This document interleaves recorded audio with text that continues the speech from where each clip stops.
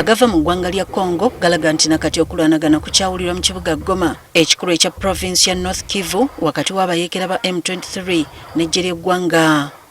Eggye ly'eggwanga ligamba nti likyalina obuyinza ku kibuga kino newankubadde ng'abayeekera bakisensedde mu bitundu ebimu. Mu kiseera kino ekirindiriddwa bye biva mu nsisinkano wakati w'abakulembeze b'amawanga g'obuvanjuba abatudde okukkanya ku nsonga zino. Bw'obawungeeredde olunaku lw'eggulo ng'emmundu etokota naddala wabweru w'ekibuga Goma wakati w'eggwanga lya gavumenti ne bamukwata mmundu aba M23 abazze beesomye okuwamba ekibuga Goma ne provinsi ya North Kivu mu buli mbeera. Olw'obuwanguzi bwe bazze batuukako okuva ku ntandikwa y'omwaka guno olwayingidde mu kibuga Goma ne balangirira nga kyonna bwe bakitutte. Kyokka agaavuddeyo ku makya ga leero galaga ng'eggye lya gavumenti bwe lirumye n'ogwengula okulaba nga basigaza obuyinza bw'ekibuga kino era obudde bugenze okuwungeera ng'ennyaga ekyakekkera.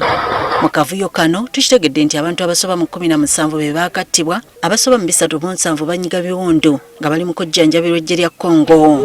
Newankubadde ebifo awali okulwanagana waliwo okuttiŋŋana n'obunkenke mu bitundu ebirala, embeera nzikakkamu era abatuuze balabiddwako nga bajaganya mu ngeri erabika ng'ababadde baaniriza abayeekera ba M23. Kinajjukira nti guno si gwe gusoose M23 okuwamba ekibuga Goma nga ne mu 2012 ekibuga kino bakiwamba kyokka ne bakyamuka mu bwangu nga bakkiriza okuteesa. Enfunda zonna bano tebannaba kuzuulwamu nkola ya kuliisa abantu kakanja ng'omutawaana bagulina na ggye lya gavumenti ko n'obuyinja bw'abayeekera obuwagirwa gavumenti.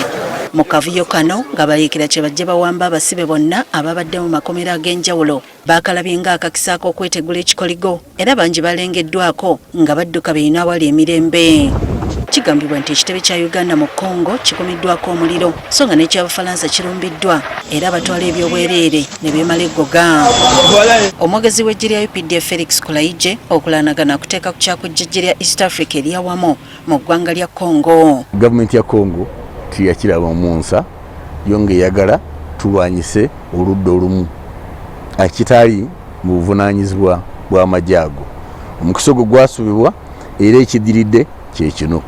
Baba ekitongole ky'omusalaba omumyufu oba Red Cross batubuulidde ng'embeera bw'ekyali ey'akawereege gye bali olw'omuwendo omunene ogw'abantu abakoseddwa kyokka ng'amalwaliro agasinga gaggaddwa ate amalala temuli ddagala ekyongedde okuleetawo akanyamberege. Ensonga eno eyogeddwako ne mu lutuula lwa palamenti ya kuno olwaleero anti bagamba omulirwano gwokya bbiri. Abayeekera bangi badde batugamba nti bava eyo n'abalala oba ADF. Naye kati bwe tufuna n'ekizibu ky'aba M23 okuba nti bali mu kugezaako okuwamba mu ggwanga lya Congo, ffe Uganda tusobola kubeera nga tusigala tuli safe kubanga mu ngeri yokka ey'okubeera safe mu ggwanga lyo kwe kubanga ofuba okulaba nga baneighbour bo nabo babeera safe. Ekitongole ky'amawanga amagatte ne gavumenti ya Congo obulumbaganyi buno babuteeka ku ggwanga lya Rwanda mbwe eryagala okubeera mu buufu bwa buvanjuba bwa Congo awasangibwa ebyobugagga eby'omu ttaka entoko. Wabula gavumenti ya Rwanda tenava mu mwasi kuwagira bayeekera bano kyokka buli abalabako yeebuuza gye bajja emmundu ennene ate nga mpya, emmotoka nga balina ne yunifoomu ezirabika nga nazo mpya ttuku. Endabika yaabwe si yakiyeekera n'akamu, tekuli alabika nga musiiwoofu, balina ebyempuliziganya ebiri ku mulembe okusinga n'eby'eggye lya gavumenti ezimu. Enteekateeka ez'okumalawo okulwanagana kuno omukago w'amawanga agali mu buvanjuba gwazikutte n'amaanyi anti ssentebe w'omukago guno era nga ye pulezidenti w'eggwanga lya Kenya William Ruto olw'eggulo lwa leero wakusisinkana enjuyi zonna ko na pulezidenti abalala basalire ensonga eno amagezi nga tennasajjuka. Tukitegedde nti pulezidenti wa Congo Felix Tshisekedi ne munne owa Rwanda Paul Kagame bakkiriza okubaawo kyokka okwewala okugwaŋŋana mu bulago baakuteeseza ku mitimbagano si kulwa nga basiiwuuka empisa ng'ensi yonna eboota buliro. Susan Nanyanzi, Agafeeyo, Cospark TV.